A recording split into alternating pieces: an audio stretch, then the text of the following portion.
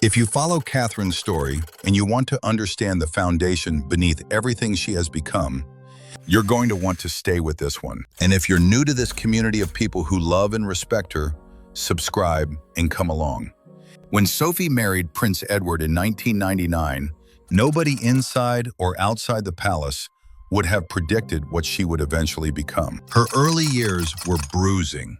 A tabloid sting, a public relations embarrassment, the kind of headlines that can define a royal life permanently. But Sophie didn't retreat or retaliate. She did something far harder. She rebuilt, quietly and methodically, and over the following decade earned the trust of the one person whose opinion mattered most. The late Queen reportedly considered her a confidant, a safe pair of hands, as former press secretary Elsa Anderson described her. A true confidant for the Queen, which is quite rare in the royal world. So when younger women began marrying into the family, Sophie did something that the documentary now brings fully into the light.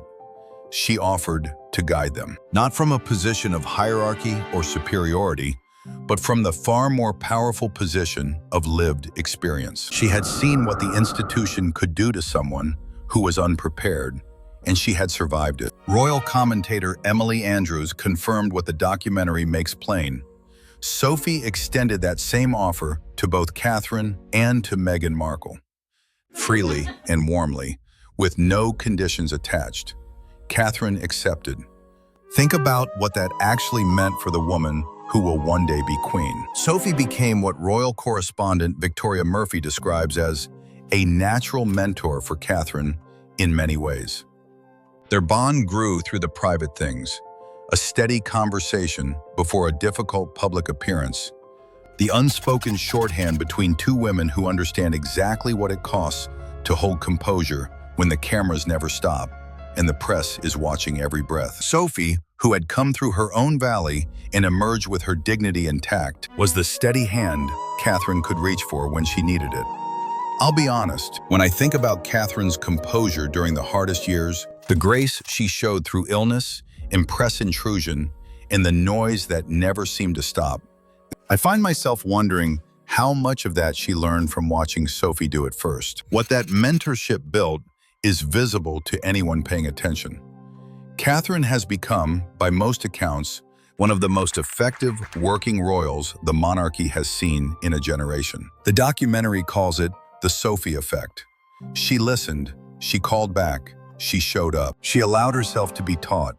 And the result? The Princess of Wales, who carries herself with a quiet authority that commands a room without demanding it, is in no small part Sophie's gift to the crown. The documentary does not flinch from the other side of this story. Sophie made the same offer to Meghan Markle. According to a royal insider who spoke to The Sun, the two women spent hours together talking. Sophie was generous and direct, telling Meghan she could call anytime she needed help navigating the more complicated corners of royal life. That call never came. No follow-up, no return invitation to Frogmore Cottage. Sophie, by all accounts, was genuinely surprised. In a world where trust and access are the currency of the institution, declining the guidance of the Queen's most trusted confidant was, whether intentional or not, a statement. The documentary places the two paths side by side and says nothing further. It doesn't need to. This spring, the title of Duke and Duchess of Edinburgh belongs to Sophie and Edward. It is not merely ceremonial. That title was the one that would, in another version of events, have been Harry and Meghan's. It had been held by the late Prince Philip, and its weight inside the monarchy is considerable.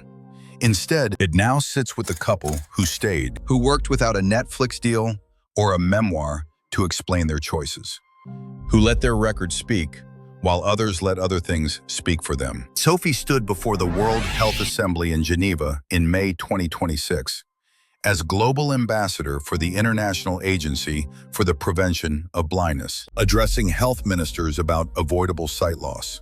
No announcement, no cameras waiting at the door, just the work. And through all of it, Catherine has watched.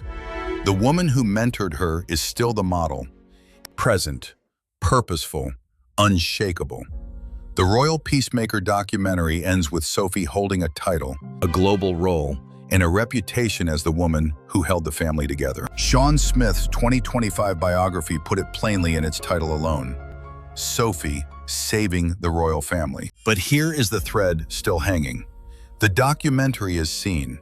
The comparison is drawn. The question of what Catherine builds from here, from this foundation, this inheritance of quiet discipline, is still being answered, one careful year at a time. She has everything Sophie gave her: the patience, the steadiness, the understanding that the work is the argument. Is Catherine already the most assured future queen this monarchy has had in a generation?